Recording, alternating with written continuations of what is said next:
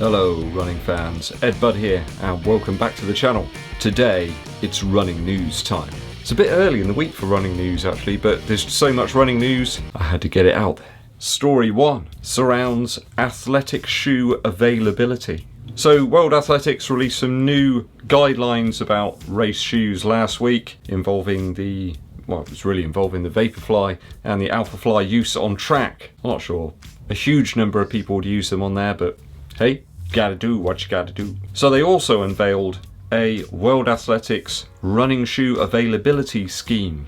It basically means that they're gonna come up with a special scheme, I think from next year, I don't think it's right now, that unsponsored athletes or uncontracted athletes can get hold of any running shoes that they specifically want to use at championship level. I think it covers international competitions and the Olympics and stuff like that. So distribution of shoes will commence prior to any specific events. As such, unsponsored athletes who are within those competitions will be able to state what athletic shoes they want to wear specifically for World Athletics or Olympic events. The announcement they put out does mention about fair play, also perhaps to right some wrongs of some shoe launches of recent time which seem to have circumvented or steered around the rules a little bit. I think you know what I'm talking about. They always seem to have ridiculously low numbers of stock available on these consumer releases. I think shoes are supposed to be made available for 4 months prior to an event, but we all know that people have found loopholes around that. So I think this is World Athletics trying to make good on those rules really. Athletic ability should always be the premium thing on display, thus athletes should not be hindered by unavailability of the specific equipment. So I think they're trying to level the playing field a little bit. You just see pictures of people like painting Vaporfly next percents and stuff and you think, what's going on?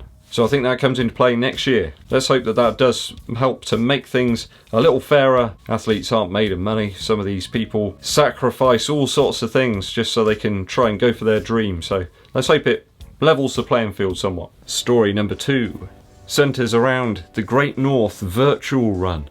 So with the cancellation of the Great North Run earlier this year, did have a big impact on the amount of money that charities gain from that event.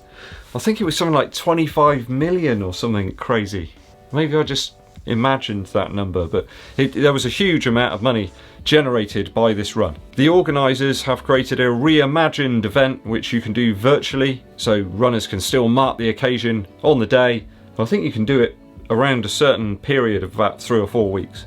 On the 13th of September, you'll still be able to run the virtual event. You can use an app called VI Race. I had a quick look at it. I think you need to actually register to be able to access some of the options and things, so I couldn't see an awful lot. It does appear you need headphones though. I think there's going to be some sort of crowd noise and also some audio stuff to try and urge you on and tell you where your friends are and how far ahead or behind you may be. The app does state very clearly though that you need some decent cell reception. Also your data needs to be working, all that kind of stuff. I think some mobiles, whilst using GPS and data and having the screen on and outputting audio, it could wear down the batteries pretty quick. So they do state to make sure your phone is fully charged. Obviously some people's routes are going to vary against each other, different elevation and stuff like that. And of course, yes, there are some drawbacks. I think wearing headphones while you're running, certainly if you're in an urban area, could be a little dangerous. But there are some pros here. It is going to enable people that have been trying to raise money for charities to still be able to do some fundraising, and also all that preparation that people might have put in training for this event, they'll be able to put that into practice. Also a sense of competition there between runners and friends as well, something we're sadly lacking. Also I'd assume it gives sponsors a chance to actually get their message out there if they've sponsored the event. Perhaps gives them a little bit more worth from their investment of sponsorship. So always pros and cons to any reimagined event. I think anybody can enter this. I don't think you have to have originally been running the Great North Run. Do go and check it out. I'll put a link in the description. Story 3 involves a new record on the Pennine Way Trail. I stumbled across this news story actually, all about Damien Hall. He recently completed a trail route on that Pennine Way. He was wearing those new Inov8 Terraultra G 270 shoes. I'm sure you may have seen those. I was quite interested in them actually, as a UK manufacturer has made them. That route was over 268 miles. just makes you tired thinking about it, doesn't it? But I think his record time is made even more spectacular in that he completed it in under 2.5 days. Can you imagine running that distance in 2.5 days? 61 hours, 34 minutes was the total time. He did have a support team with him who were helping to pace him. I believe he had several people who were taking it in turns. And to make it even more amazing, they were actually picking up litter and cleaning up the trail as they went. Certainly sounds like a tough trail, which takes on some boggy areas, very remote locations, and more elevation than the 29,029 feet of Mount Everest. Sounds like I made it up, but it's true. I think he beat the record by about 3 hours, which had only been set about a week before. So those mean looking shoes that Damien Hall wore for this special trail route are those Terraultra G 270s. Apparently they've got a graphene outsole. Made me think of pencils. Apparently it's stronger than steel itself, so that means it's even stronger than me. Or perhaps even stronger than the will of my daughter when she wants to do something.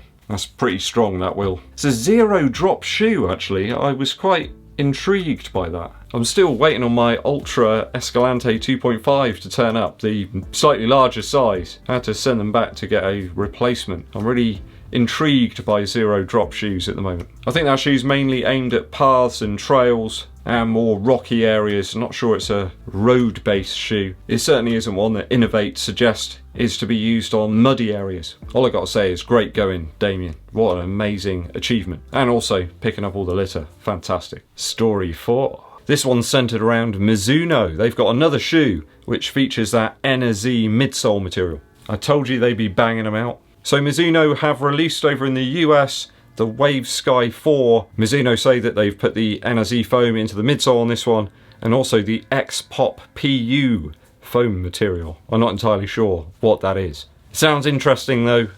Perhaps a mixture of Pop-Tarts with a layer of Cocoa Pops on top, energized with nitrogen. I'm just speculating there though.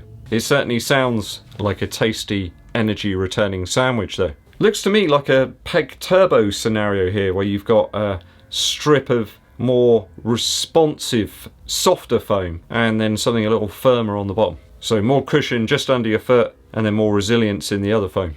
Though, shock horror, there's quite a heavy weight to this one. Mizuno lists the weight on the website as 317 grams. 11.2 ounces. If that's the US size 8.5 or 9, then that's going to be a seriously heavy shoe. We're going to be up there in Ultra Boost 20 category weight. Mizuno X10 outsole rubber. Apparently it's carbon rubber as well, so this shoe could be a real bruiser.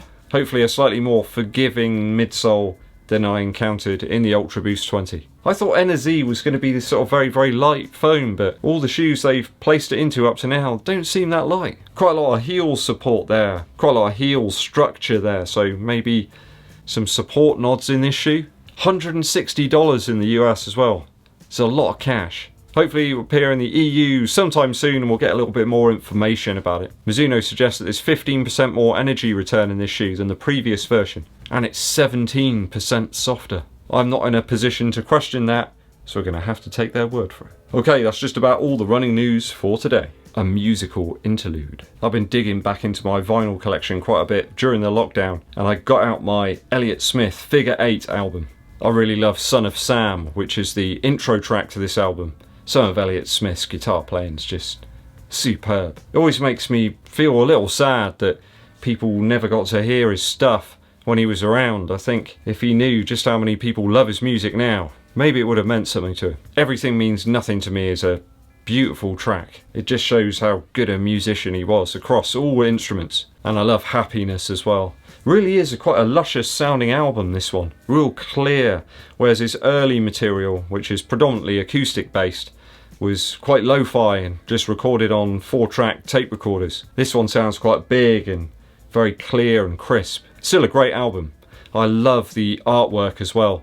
Hopefully one day I can go and visit the wall, if it still exists, from where this actual artwork comes from for the album cover. So do check this one out, Elliott Smith's Figure 8. Thanks for watching through to the end of the running news today, guys. I very much appreciate it.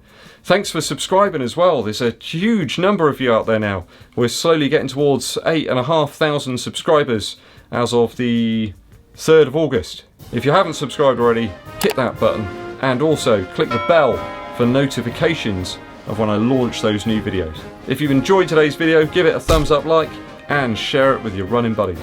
My name's EDDBUD, and I'll be seeing you